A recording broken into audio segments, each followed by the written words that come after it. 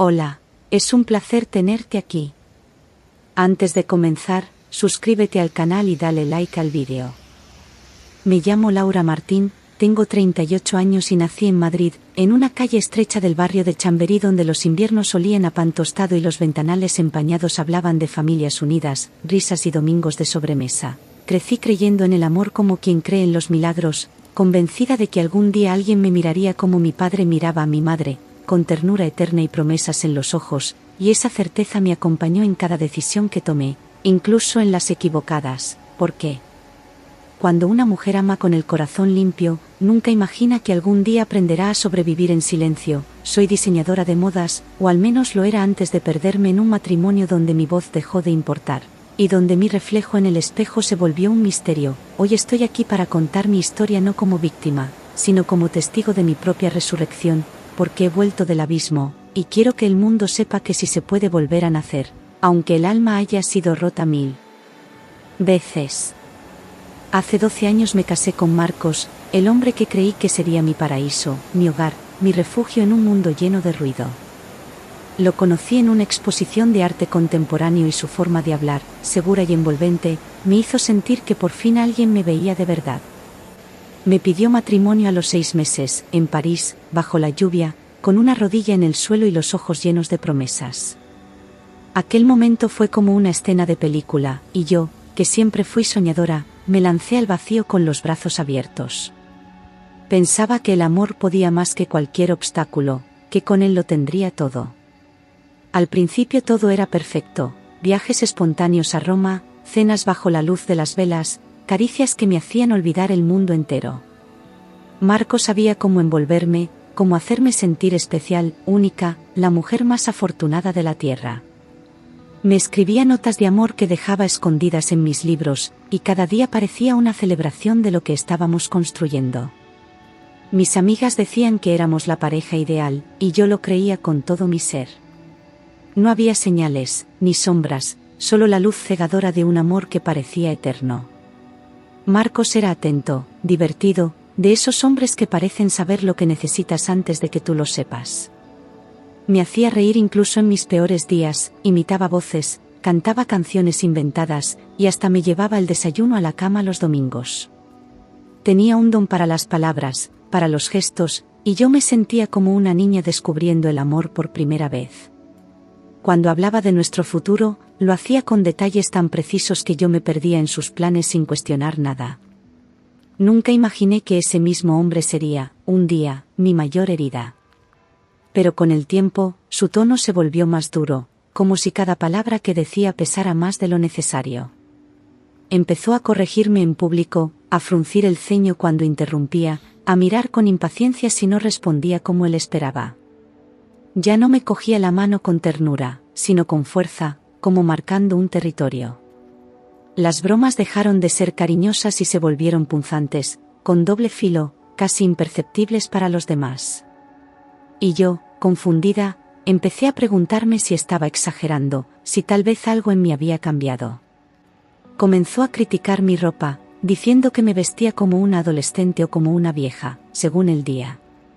Opinaba sobre mis amigas, que si eran unas solteronas amargadas o unas frívolas sin contenido, y me preguntaba por qué necesitaba tanto hablar con ellas. Se quejaba de cómo pronunciaba ciertas palabras, de mi acento madrileño, de mi risa demasiado alta. Cada opinión suya era una pequeña herida que no sangraba, pero dolía en silencio. Poco a poco, su voz fue ocupando el espacio de mis pensamientos, y la mía empezó a desaparecer. Sin darme cuenta, fui dejando de llamar a mis amigas, cancelando planes, inventando excusas para no ver a mi familia. Él siempre tenía una razón para convencerme, que necesitaba descansar, que mejor una noche juntos, que yo no sabía decir que no. Me volví experta en justificar ausencias, en inventar pequeñas mentiras piadosas que me protegían de su mal humor. Y en ese silencio social, mi mundo se redujo a él, a sus horarios, sus gustos, sus normas. Cuando quise darme cuenta, ya no tenía a nadie a quien contarle lo que me estaba pasando. Una noche, después de una discusión absurda sobre una cena que se había enfriado, me abofeteó. Fue un segundo, un chasquido en el aire, una explosión seca que no supe cómo procesar. Me quedé paralizada, con la mejilla ardiendo y los ojos en blanco, sin entender qué había pasado. Él también se quedó quieto, como si no creyera lo que acababa de hacer. Y en ese instante, supe que algo se había roto para siempre, aunque aún no tuviera el valor de aceptarlo. Lloró como un niño perdido, con las manos temblando, diciendo que no sabía lo que le pasó, que jamás pensó en hacerme daño. Me abrazó con desesperación, repitiendo que me amaba más que a su vida, que estaba pasando por un mal momento. Dijo que no era él, que el estrés, el trabajo, los problemas lo estaban devorando por dentro. Yo, envuelta en esa mezcla de miedo y ternura, quise creer que era un accidente, una excepción. Porque aún le amaba, y no sabía cómo dejar de hacerlo de un día para otro. Le creí porque necesitaba creerle, porque mi corazón no estaba preparado para aceptar la verdad. Le dije que estaba bien, que lo entendía, que íbamos a salir adelante juntos. Me convencí de que el amor lo podía todo, que solo era una caída en el camino. Me maquillé la cara y el alma, y seguí como si nada, porque el miedo aún no había ganado del todo. Pero la herida seguía ahí, invisible para los demás, latente dentro de mí. Al mes volvió a hacerlo, con más fuerza, con menos culpa, como si ya no hiciera falta esconder el monstruo que llevaba dentro. Esta vez no hubo discusión, solo una mirada, un comentario irónico, y luego el golpe. Yo ya no lloré, solo me encogí por dentro, intentando no existir, no provocar, no respirar demasiado fuerte. Él me pidió perdón de nuevo, pero ya no se arrodilló. Yo, sin embargo, aún no sabía cómo irme. Siempre había una razón para justificarlo: el trabajo, el estrés, mis silencios, una palabra mal entendida. Decía que yo no sabía apoyarle, que le exigía demasiado, que no comprendía la presión que sentía. Yo acabé creyendo que tal vez era culpa mía, que si hablaba menos o sonreía más, todo mejoraría. Me volví experta en medir mis gestos, mis frases, mis pasos. Pero las excusas se convirtieron en la manta con la que él tapaba su violencia y yo, su cómplice involuntaria. Aprendí a maquillarme de una forma distinta, no por vanidad, sino por necesidad. Cada mañana frente al espejo, cubría los moratones con capas de base y corrector, dibujando una versión falsa de mí misma. Nadie sospechaba nada, y si lo hacían, nadie preguntaba. Me dolía más la vergüenza que los golpes, como si el silencio fuera mi castigo. Vivía entre sombras, intentando que mi rostro no delatara el infierno que llevaba dentro. Inventaba historias absurdas, que me había caído por las escaleras, que el gato me había arañado, que era torpe por naturaleza. Y lo decía con una sonrisa temblorosa, esperando que nadie notara el miedo detrás de mis ojos. Mentir se volvió parte de mi rutina, una forma de protegerle a él y, sin saberlo, de hundirme a mí. Me odiaba por mi cobardía, pero no sabía cómo romper el ciclo. Sentía que nadie me creería, que todos pensarían que exageraba. Vivía pendiente de sus gestos, de su respiración, de ese silencio previo al estallido que me paralizaba. Cualquier sonido podía ser una amenaza, cualquier palabra un detonante. Dormía con el cuerpo tenso, el alma en alerta, esperando el próximo arranque. Había olvidado cómo era vivir sin miedo, sin esa ansiedad que me acompañaba incluso en los sueños. Era una sombra en mi propia casa, una prisionera invisible. Revisaba mi teléfono, mis redes, mis correos, incluso los tickets de compra que guardaba en el bolso. Decía que era por amor, que una pareja no debía tener secretos. Me prohibió seguir a ciertos amigos, borrar contactos, cerrar mis cuentas. Llegó un punto en que ya no sabía qué era mío y qué era suyo. Mi intimidad desapareció, y con ella, la última parte de libertad que me quedaba. Ya no veía a mi familia, mis padres me llamaban y yo respondía con frases cortas, apresuradas, siempre justificando mi ausencia.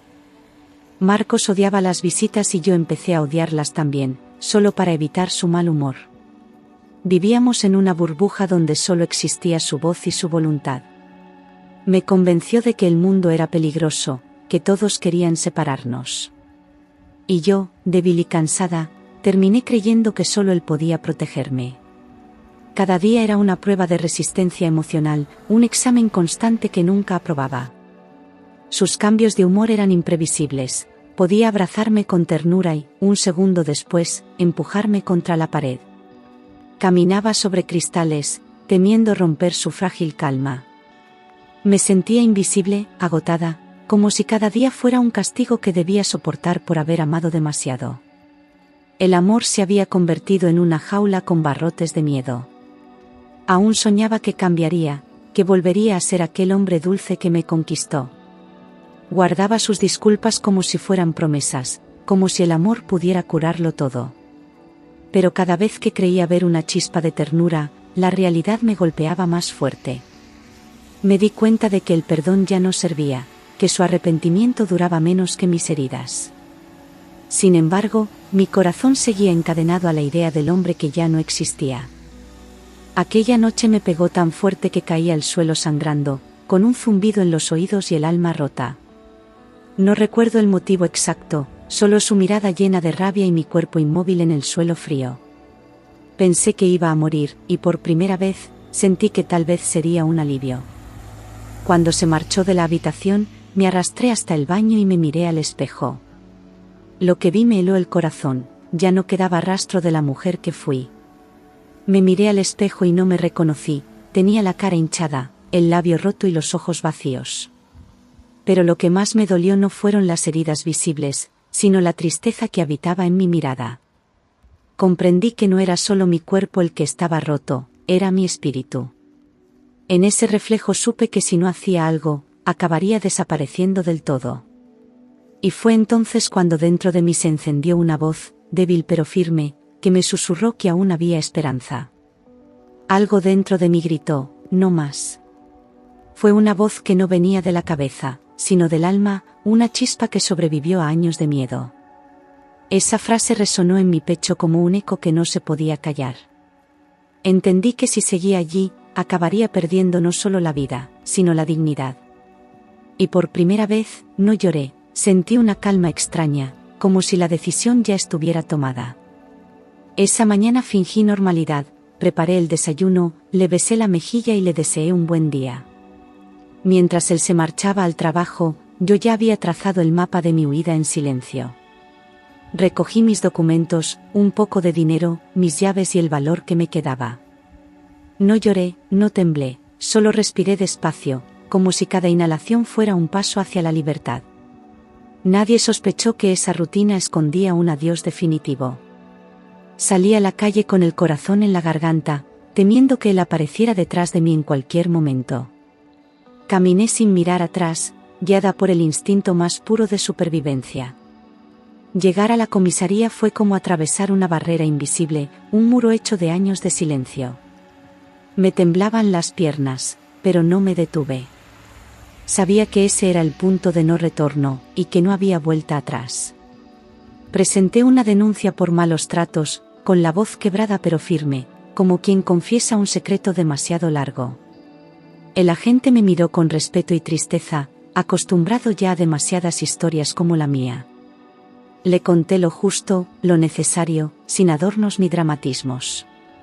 Cada palabra me dolía, pero al mismo tiempo me liberaba. Era como sacar espinas una por una, sabiendo que la herida finalmente podría sanar. Mientras firmaba la denuncia, mis manos temblaban tanto que apenas podía sostener el bolígrafo. No era miedo, era la descarga de todos los años reprimidos, de cada lágrima contenida. Me costó escribir mi nombre, pero al hacerlo sentí una fuerza nueva en el pecho. Por primera vez, no estaba protegiendo a Marcos, estaba protegiéndome a mí. Y eso cambió el sentido de todo. Cuando salí de la comisaría, no sentí alegría, ni siquiera alivio. Era una paz fría, extraña, como si mi cuerpo aún no entendiera que estaba a salvo. Caminé por las calles sin rumbo, respirando aire libre por primera vez en mucho tiempo. El sol me daba en la cara, pero mi piel seguía helada. Era el precio de sobrevivir, seguir viva sin saber todavía cómo vivir. En una asesoría gratuita, una abogada joven me explicó con paciencia los pasos del divorcio. Su tono sereno me dio una confianza que no sentía desde hacía años. Me habló de órdenes de alejamiento, de protección, de derechos que había olvidado que tenía. Mientras la escuchaba, me di cuenta de que ya no estaba sola. Había un sistema, imperfecto pero real, dispuesto a sostenerme si yo no me rendía. Esa noche dormí poco, pero con una claridad que nunca antes había tenido. Ya no quería vivir con miedo, ni esconderme tras excusas ni culpas inventadas. Comprendí que mi vida me pertenecía y que nadie, por mucho que dijera amarme, podía arrebatármela. Hice una lista mental de todo lo que debía cerrar, todo lo que debía soltar. Y en el centro de esa lista estaba mi libertad, escrita en letras invisibles pero firmes. Cuando volví, la casa olía a él, a su perfume mezclado con el polvo del tiempo detenido. Todo estaba en su sitio, como si nada hubiera pasado, pero yo ya era otra.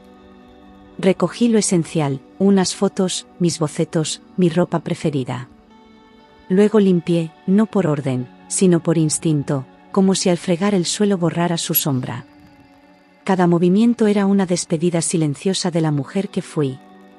Esa noche cenaríamos juntos por última vez, y yo había decidido que sería el final de todo. No planeaba venganza ni dramatismo, solo cerrar un ciclo con la misma serenidad con la que lo había sufrido. Quería mirarle a los ojos y decirle adiós sin palabras. No buscaba su perdón ni su culpa, solo mi paz. Así nació el plan, una cena perfecta para una despedida definitiva. Cociné su plato favorito, cocido madrileño, con el mismo esmero con que solía hacerlo cuando aún creía en los domingos felices. El olor inundó la cocina, mezclándose con la calma tensa que me habitaba. Cada movimiento tenía un propósito, cada gesto era parte de una coreografía silenciosa. Puse la mesa con cuidado, como si todo fuera una escena ensayada 1000 veces. No era una cena, era el cierre de una historia que por fin tenía final. Coloqué rosas blancas en el centro de la mesa, símbolo de paz y de despedida. Mientras cortaba los tallos, pensé en todas las veces que esas mismas manos habían temblado por miedo. Ahora temblaban también, pero por decisión. Las flores solían a renacer, a promesa, a vida después del dolor. Aquella noche, cada pétalo era una palabra que no necesitaba pronunciar. Abrí una botella de vino que había guardado para ocasiones especiales, una reserva que nunca llegó a compartirse. El corcho crujió como una señal, como un suspiro del pasado que se despedía. Serví 2 copas, sabiendo que aquella sería la última vez que brindaríamos juntos. Observé cómo el líquido rojo giraba en el cristal, reflejando mi rostro sereno. Por fin entendí que la calma también podía ser una forma de valentía. Encendí 2 velas y apagué las luces, dejando que la habitación se llenara de un resplandor suave, casi irreal. Las llamas bailaban despacio, y por un instante, todo parecía tranquilo, casi bello. Esa falsa serenidad era parte del plan, que él creyera que nada había cambiado. Pero dentro de mí, el fuego era otro, uno que ardía sin destruir. Era el fuego de quien ha decidido empezar de nuevo. Sentía el pulso en las sienes, en las muñecas, en el pecho. No era miedo, era pura decisión latiendo con fuerza. Me miré al espejo antes de que llegara y vi en mis ojos una determinación que nunca había tenido. Ya no era la Laura rota, era la que había sobrevivido a su propio infierno. Y aunque el cuerpo temblaba, el alma estaba firme. Escuché las llaves girar en la puerta y el sonido metálico me atravesó el estómago. Cada paso suyo resonaba como un eco familiar y doloroso. Cuando entró, traía esa sonrisa ensayada de hombre que se cree dueño del mundo. Miró la mesa, el vino, las flores, y asintió satisfecho, creyendo que lo esperaba con amor. No imaginaba que lo aguardaba era su final, no el mío. Entró con ese aire de superioridad que siempre me hizo sentir pequeña. Le sonreí sin miedo, sin rencor, como quien observa un recuerdo que ya no duele. Me besó la mejilla y comentó lo bien que olía la comida, ajeno al silencio que lo envolvía todo. Yo asentí, manteniendo la calma que tanto me había costado construir. Esa sonrisa, la mía, era mi escudo y mi libertad al mismo tiempo. Me miró con desprecio disfrazado de broma y dijo, «Te lo dije, Con un par de bofetadas te quedarías dócil como la seda. Sus palabras fueron un golpe distinto, uno que ya no podía herirme. Lo observé con una distancia nueva, como si hablara un extraño. Todo lo que un día me hizo temblar ahora me parecía vacío, patético. En ese instante, entendí que ya no tenía poder sobre mí. No respondí de inmediato. Lo miré a los ojos y respiré, dejando que el silencio pesara más que cualquier grito. Él esperaba una reacción, un llanto, una súplica, pero no la encontró. Mi serenidad lo descolocó, como si no comprendiera que la víctima había desaparecido. En ese segundo, supe que el miedo se había ido para siempre. Le dije despacio, mirándole sin apartar la vista: no estoy celebrando tu victoria, Marcos. Estoy celebrando mi libertad. Las palabras salieron limpias, sin rabia, sin temblor. Fue una sentencia, una verdad que lo atravesó más que cualquier golpe. Su sonrisa se congeló, y en sus ojos vi, por primera vez, algo parecido al miedo. Era el final de su dominio, y el principio de mi vida. Su sonrisa se borró de golpe, como si mis palabras hubieran desnudado algo que nunca quiso ver. Me observó con incredulidad, sin entender cómo esa mujer callada se había atrevido a desafiarlo. Durante unos segundos el aire se volvió denso, pesado, lleno de tensión. Pude notar el temblor en su mandíbula, la furia contenida buscando una salida. Yo no me moví, no reculé, esperé. Saqué del bolso los documentos del divorcio y los puse sobre la mesa, frente a él. No dije nada, solo los empujé hacia su lado con una calma que lo desarmó más que cualquier grito. Su mirada bajó lentamente, y cuando leyó su nombre impreso en la primera hoja, el silencio se rompió. La sorpresa dio paso a la rabia, esa que conocía demasiado bien. Pero esta vez, no me temblaron las manos. ¿Qué es esto?, preguntó con una mezcla de burla y furor, alzando las hojas como si fueran una ofensa. Intentó reírse, pero la voz le salió quebrada, llena de un miedo que apenas disimulaba. Le respondí sin elevar el tono, diciendo que todo había terminado. No necesitaba justificarme, mi decisión hablaba por sí sola. Por primera vez, él no sabía qué decir. Entonces perdió el control. Gritó mi nombre con rabia, tiró la silla contra la pared y avanzó hacia mí con los ojos desbordados de furia. Me empujó con violencia, y mi cuerpo golpeó el suelo con un sonido seco. Pero ya no era la misma mujer que temblaba, esta vez lo miré desde el suelo sin miedo. Sabía que su poder se acababa justo en ese instante. Sentí el golpe en la mejilla, el sabor metálico de la sangre, pero mi mente seguía fría, concentrada. No lloré ni supliqué, solo me mantuve quieta, respirando, esperando que todo terminara. Cada segundo parecía una eternidad, pero dentro de mí se levantaba algo más fuerte. El dolor ya no era castigo, era la confirmación de que mi decisión era la correcta. Y eso me sostuvo hasta el final. Cuando gritó mi nombre por última vez, creí que no habría salida. Corrí hacia la puerta, pero su sombra me alcanzó antes. El miedo volvió, sí, pero no como antes. Ahora me empujaba a sobrevivir, no a rendirme. Grité con toda la fuerza que tenía, con toda la voz que me había negado durante años. Fue un grito que rompió muros, silencios y cadenas. Mi vecina Marta escuchó mis gritos desde el pasillo. Siempre había sospechado, pero esa noche no dudó ni un segundo. Llamó a la policía mientras golpeaba mi puerta, gritando mi nombre una y otra vez. Su voz fue mi ancla, la prueba de que no estaba sola. En medio del caos, su valentía me salvó la vida. Los golpes en la puerta se mezclaban con el ruido de botas subiendo las escaleras. Oí las sirenas a lo lejos y supe que la ayuda estaba llegando.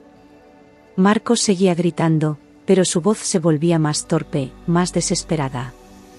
Cada paso que se acercaba era una promesa de libertad. Y en medio de todo, por primera vez, sentí que el tiempo estaba de mi lado. Los agentes irrumpieron en el salón justo cuando él me tiraba del pelo. Todo ocurrió en segundos, gritos, órdenes, esposas brillando bajo la luz de las velas. Me apartaron con cuidado, preguntándome si estaba bien, mientras 2 policías lo sujetaban con firmeza. Marcos intentó zafarse, insultando a todos, pero su fuerza ya no servía de nada. El poder había cambiado de manos. Los separaron de mí y lo esposaron sin miramientos, mientras yo observaba en silencio. Aquella imagen, la de él reducido, valía más que cualquier venganza. No sentí placer, solo una extraña paz que me hizo cerrar los ojos unos segundos. Escuché a la gente leerle sus derechos, con una voz firme y sin dramatismos. Era el sonido de la justicia entrando, por fin, en mi historia. Está detenido por violencia doméstica, dijo el agente con voz firme, sin espacio para dudas ni excusas. Esas palabras resonaron en mi pecho como una sentencia largamente esperada. No eran solo para él, también eran para mí, como un reconocimiento de todo lo que había vivido. Sentí que, por fin, alguien ponía nombre a mi dolor. Ya no era una sombra, era una víctima con derecho a justicia. Me gritó que me iba a arrepentir, que arruinaría mi vida, que no sabía con quién me había metido. Su furia era la misma de siempre, pero esta vez no me atravesó. Lo vi patalear, insultar, escupir amenazas al aire mientras lo arrastraban por el pasillo. Y por primera vez, comprendí que su odio ya no me pertenecía. Era su condena, no la mía. No respondí. Ni una palabra, ni una lágrima. Solo lo miré con esa calma nueva que había aprendido a construir en medio del caos. Mi silencio fue más fuerte que cualquier grito suyo, más hiriente que sus insultos vacíos. Era el final que él nunca imaginó, una mujer que ya no necesitaba defenderse porque se había ido. En la comisaría, di mi testimonio con la voz quebrada, pero sin bajar la mirada. Cada palabra que pronuncié fue una herida abierta, pero también una forma de cerrarla. Me escucharon con respeto, sin prisas, como si por fin alguien comprendiera el peso de lo que cargaba. No sentí vergüenza, solo una enorme necesidad de contar mi verdad. Y esa verdad, por dura que fuera, ya no me avergonzaba. Entregué las fotos que había guardado durante años, los mensajes llenos de amenazas, los informes médicos que hablaban por mí. Cada documento era una parte de mi historia, una pieza del rompecabezas que ahora mostraba su rostro real. Nadie podía negar lo evidente. Ya no era una sospecha, era un caso claro de violencia. Y yo, al fin, tenía pruebas que hablaban por mí. El juez no tardó en dictar una orden de alejamiento inmediata. Al leer la resolución, sentí que el aire volvía a entrar en mis pulmones sin dolor. Por fin, un muro entre él y yo, aunque fuera legal y no de ladrillos. Sabía que aún quedaba camino, pero aquel era un paso inmenso. Una barrera simbólica que me devolvía algo que creía perdido, la seguridad. Días después supe que había perdido su trabajo. Su imagen pública, esa fachada impecable de hombre respetable, se había derrumbado como un castillo de naipes. La noticia corrió rápido, y ya nadie podía defender lo indefendible. Lo vi en televisión, cabizbajo, escoltado por 2 agentes. Aquella imagen fue la prueba de que la verdad, tarde o temprano, siempre sale a la luz. Mis vecinos, sus amigos, incluso antiguos compañeros de trabajo, comenzaron a mirarme de otra forma. Ya no era la mujer distante y callada, era la que sobrevivió, la que habló. Algunos se acercaron a pedirme perdón por no haber preguntado antes, por mirar a otro lado. Otros se alejaron, incapaces de aceptar la verdad. Pero ya no me importaba, yo sabía quién era y de dónde había salido. Fue condenado a 5 años de prisión. El tribunal fue claro, rotundo, sin espacio para dudas. Escuché la sentencia sin emoción visible, pero por dentro, algo se deshizo. No celebré su condena, pero sí el fin de su poder sobre mí. Su mundo se derrumbaba, mientras el mío, poco a poco, empezaba a reconstruirse. Me mudé de barrio, lejos de todo lo que me recordaba a él. Alquilé un piso pequeño, con ventanas grandes y paredes blancas que olían a comienzo. Al principio, el silencio me pesaba, pero pronto entendí que era el sonido de la paz. Nadie gritaba, nadie rompía cosas, nadie me vigilaba. Por fin, el hogar era un lugar seguro. Abrí una pequeña tienda de ropa femenina en Lavapiés, un local modesto pero lleno de color y de esperanza. Cada prenda que diseñaba llevaba algo de mí, de mi historia, de las cicatrices convertidas en arte. Las clientas llegaban buscando ropa, pero muchas se quedaban para hablar, para compartir sus propias batallas. Mi tienda se volvió un refugio, un espacio donde las mujeres se reconocían sin miedo. Allí comprendí que el dolor, cuando se transforma, puede generar belleza. Diseñar volvió a darme sentido, me reconectó con aquella Laura que un día soñaba sin miedo. Mis manos, antes temblorosas, ahora creaban sin dudar, como si coser fuera también curar.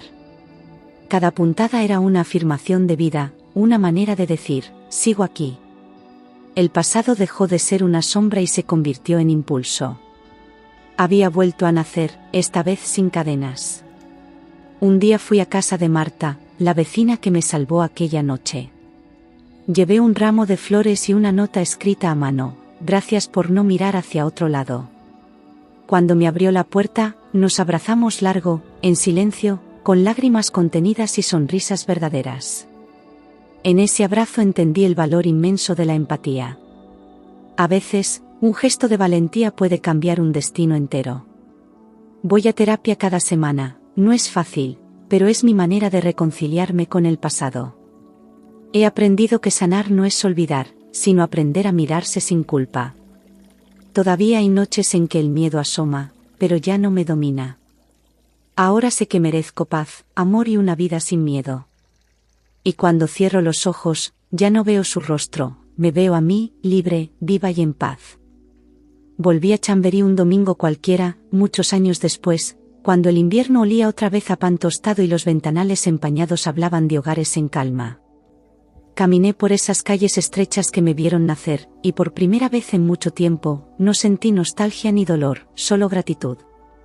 Me detuve frente a la pastelería de la esquina y recordé los domingos en casa de mis padres, las sobremesas largas, las risas, la inocencia de quien cree que el amor siempre cuida. Sonreí, porque aunque el camino fue cruel, volví a mí. Volví a la mujer que creía en los milagros, pero ahora con los ojos abiertos. Me senté en un banco del parque donde solía leer cuando era adolescente, y sentí el sol sobre la cara como un regalo inmerecido. En el bolso llevaba un cuaderno nuevo, con páginas en blanco esperando ser llenadas, no con promesas de otros, sino con decisiones mías. Por primera vez, tenía el control de mi historia, sin miedo a volver a equivocarme, porque ya no buscaba ser salvada por nadie. Entendí que la única que podía rescatarme, lo había hecho. Y esa mujer ahora escribía sin temblar. Un día conocí a un hombre diferente, mucho después, sin buscarlo, sin necesitarlo.